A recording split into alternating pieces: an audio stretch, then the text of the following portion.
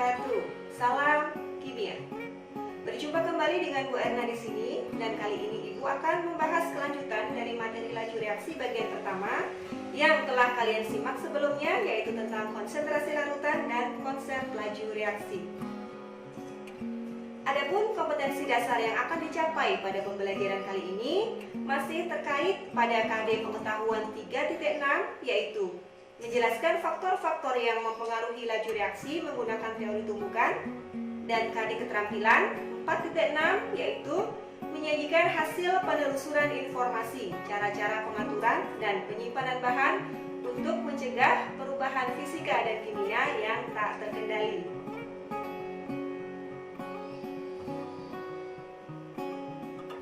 Nah, terkait kompetensi dasar tersebut, maka tujuan pembelajaran yang ingin dicapai pada pembahasan laju reaksi kali ini antara lain, yang pertama, kalian diharapkan mampu menjelaskan laju reaksi berdasarkan teori tumbukan.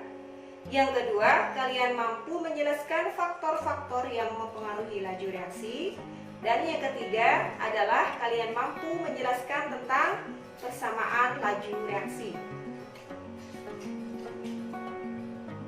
Oke, pembahasan kita yang pertama adalah tentang teori tumbukan. Teori tumbukan diusulkan oleh Max Stroud pada tahun 1961.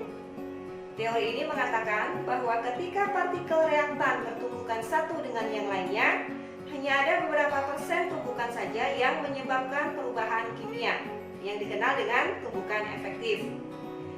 Kenapa sih partikel bisa saling bertumbukan? Tumbukan dapat terjadi jika dua partikel atau lebih yang permukaannya saling bersentuhan di satu titik. Satu titik di sini merupakan anggapan bahwa molekul diasumsikan berbentuk bulat. Tidak semua tumbukan dapat menghasilkan reaksi kimia. Tumbukan yang dapat menghasilkan reaksi kimia disebut dengan tumbukan efektif. Agar tumbukan efektif dapat terjadi, maka ada dua syarat yang harus dipenuhi. Yang pertama adalah orientasi yang tepat. Orientasi merupakan arah atau posisi antar molekul saat bertumbukan. Sedangkan syarat yang kedua adalah minimnya energi aktivasi. Sebelum suatu tumbukan terjadi, pastinya partikel memerlukan energi minimum untuk berlangsungnya suatu reaksi yang disebut dengan energi pengaktifan atau energi aktivasi, yang biasa disingkat dengan EA. Energi aktivasi inilah yang digunakan untuk memutuskan ikatan antar molekul reaksi atau reaktan dan sekaligus membentuk ikatan baru sehingga terbentuklah produk hasil reaksi. Molekul yang bergerak tentunya memiliki energi kinetik. Jika gerakan molekul semakin cepat, maka semakin besar energi kinetik yang diubah menjadi energi vibrasi, sehingga molekul yang bertumbukan akan bergetar kuat sehingga mengakibatkan pemutusan ikatan dalam molekul. Namun sebaliknya, apabila energi kinetiknya kecil, maka molekul hanya terpental dan utuh. Dengan kata lain, agar terjadi reaksi kimia dari hasil tumbukan yang efektif, maka molekul harus memiliki energi kinetik awal yang besarnya sama dengan atau lebih besar dari energi aktivasinya. Nah, berikut disajikan gambar sederhana tentang perumpamaan molekul yang bertumbukan. Pada gambar yang pertama, ada dua buah molekul A dan B yang bertumbukan, namun keduanya tidak memiliki cukup energi kinetik maupun arah orientasi yang tepat, sehingga tidak dihasilkan produk hasil reaksi. Sedangkan pada gambar kedua, molekul A dan B saling bertumbukan dengan memenuhi persyaratan yang terjadi sebagai tumbukan yang efektif, sehingga dihasilkan produk berupa dua molekul AB. Sedangkan di bawahnya merupakan gambar dari energi aktivasi atau energi pengaktifan. Perhatikan posisi energi aktivasi pada diagram tersebut. Berdasarkan diagram tersebut dapat dikatakan bahwa energi aktivasi adalah energi yang diperlukan untuk mencapai puncak bukit. Pada gambar diagram di sampingnya, kita lihat bahwa puncak A memiliki tinggi puncak yang lebih besar daripada puncak B. Dengan kata lain, energi aktivasi dari gambar A lebih tinggi dibandingkan dengan gambar B. Baiklah anak-anak, kita lanjutkan bahasan kita yang berikutnya, yaitu tentang faktor yang mempengaruhi laju reaksi. Pada slide disajikan beberapa makanan dan minuman yang pastinya kalian suka dan sudah pernah kalian coba dalam kehidupan sehari-hari. Ada kolak kacang hijau, ada donat dengan topping warna-warni, kemudian ada minuman cola, ada kopi, dan juga ada kegiatan saat ibu melakukan pemasakan daging supaya empuk. Nah, kesemuanya tersebut ada hubungannya dengan laju reaksi. Pernahkah kalian melihat ibu sedang membuat kolak kacang hijau? Supaya rasa kolaknya manis, ibu menambahkan gula merah ke dalamnya. Sebelum memasukkan gula merahnya, ibu potong kecil-kecil dulu gula merahnya, ya, dan tidak langsung memasukkan satu bongkahan gula merah besar ke dalam panci. Kemudian yang kedua, ketika kalian melihat ibu membuat donat, ibu menambahkan ragi roti agar donatnya bisa mengembang. Semakin banyak ragi roti yang ditambahkan ibu ke dalam adonan donat, maka semakin besar dan semakin mengembanglah adonan donat tersebut. Yang ketiga, pernahkah kalian mengocok minuman cola di dalam botol yang tertutup? Apa yang terjadi setelahnya ketika botol tersebut dibuka? Yang keempat adalah gambar kopi.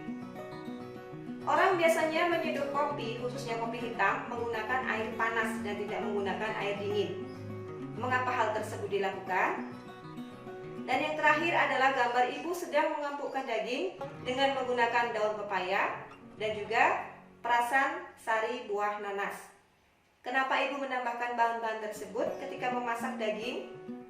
Nah, kesemuanya itu berhubungan dengan faktor-faktor yang dapat mempengaruhi laju reaksi.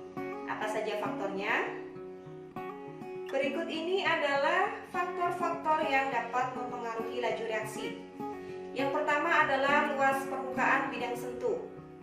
Semakin luas permukaan bidang sentuh, maka kemungkinan frekuensi tumbukan yang terjadi juga akan semakin besar, sehingga laju reaksi akan semakin cepat. Pada kasus ibu memotong gula merah sebelum dimasukkan ke dalam panci pada saat memasak kolak, dapat dijelaskan dengan analogi luas permukaan bidang sentuh. Gula merah ibu ketika dipotong kecil-kecil akan lebih cepat bereaksi dengan santan dan juga campuran lain saat memasak kolak jika dibandingkan dengan ibu memasukkan gula merah satu bongkahan besar. Kemudian yang kedua adalah faktor konsentrasi. Semakin tinggi konsentrasi, maka tumbukan antar molekul akan semakin sering terjadi, sehingga reaksi akan semakin cepat berlangsung. Analogi penjelasannya dapat kita bayangkan, ada suatu ruangan berukuran 2 x 2 meter yang diisi dengan 3 orang, dan ruangan sebelahnya dengan ukuran yang sama 2 x 2 meter diisi dengan 15 orang. Maka sudah jelas ruangan yang lebih banyak orangnya lah yang akan memiliki kemungkinan terjadinya tumbukan lebih besar. Kasus ini dapat menjelaskan peristiwa ketika ibu mencampurkan adonan ragi roti ke dalam adonan donat. Ya, semakin banyak ibu mencampurkan ragi rotinya, maka semakin besar tumbukan partikel ragi roti dengan campuran adonan donat, sehingga adonan donat ibu dapat mengembang dengan sempurna. Demikian juga sebaliknya. Yang ketiga adalah faktor tekanan. Semakin besar tekanan yang diberikan, maka kemungkinan tumbukan akan semakin besar pula, sehingga reaksi semakin cepat. Ketika kalian mengocok botol minuman cola yang tertutup, dapat dijelaskan dengan faktor ini. Pada saat pengemasan di pabrik, sebelum botol cola ditutup, maka botol akan diberikan tekanan berupa campuran udara dan gas karbon dioksida yang dijenuhkan dengan uap air. Tingginya tekanan parsial gas karbon dioksida dalam campuran gas penekan menyebabkan jumlah CO2 yang terlarut itu menjadi lebih tinggi jika dibandingkan dengan jumlah yang terlarut pada saat kondisi atmosfer normal. Nah, bila tutup dibuka, maka gas yang tertekan akan terlepas. Kelebihan karbon dioksida yang terlarut akan keluar dari larutan minuman cola dan menghasilkan buih. Itulah yang terjadi ketika botol dikocok, maka akan menyimbul buih seperti air mancur. Kemudian yang keempat adalah suhu. Semakin tinggi suhu, maka akan mempercepat gerakan molekul atau vibrasinya. Vibrasi yang semakin kuat akan memungkinkan terjadinya tumbukan yang semakin besar, sehingga reaksi akan lebih cepat terjadi. Pada saat ibu menyeduh kopi dengan air panas dapat dijelaskan dengan konsep ini. Yang kelima adalah penambahan katalis. Katalis adalah zat yang dapat mempercepat terjadinya reaksi dengan cara menurunkan energi aktivasinya. Ketika katalis diberikan dalam tumbukan antar molekul reaktan, maka reaksi yang dibutuhkan untuk melangsungkan reaksi kimia akan semakin kecil. Katalis terdiri dari katalis homogen dan katalis heterogen. Katalis homogen adalah katalis yang larut dalam reaktan atau hasil reaksi. Demikian juga katalis heterogen adalah katalis yang tidak larut dalam reaktan maupun reaksinya. Yang selanjutnya adalah tentang persamaan laju reaksi. Laju reaksi menyatakan perubahan konsentrasi zat-zat yang terlibat dalam reaksi per satuan waktu. Hubungan antara laju reaksi secara keseluruhan dalam suatu reaksi dan konsentrasi zat-zat yang terlibat di dalam reaksi dapat dituliskan dalam bentuk persamaan laju reaksi. Persamaan laju reaksi ditentukan berdasarkan konsentrasi reaksi dipangkatkan dengan orde reaksinya. Coba perhatikan, persamaan reaksi A plus B menjadi C plus D dengan koefisien reaksi masing-masing A, B, C, dan D kecil, maka persamaan laju reaksinya dapat dituliskan sebagai berikut.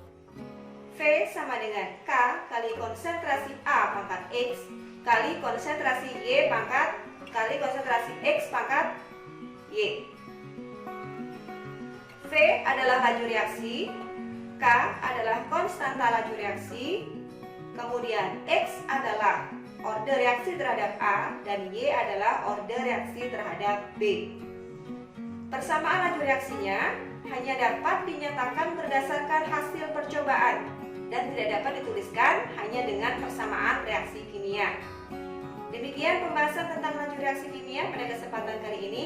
Sampai bertemu kembali pada pembahasan laju reaksi kimia berikutnya.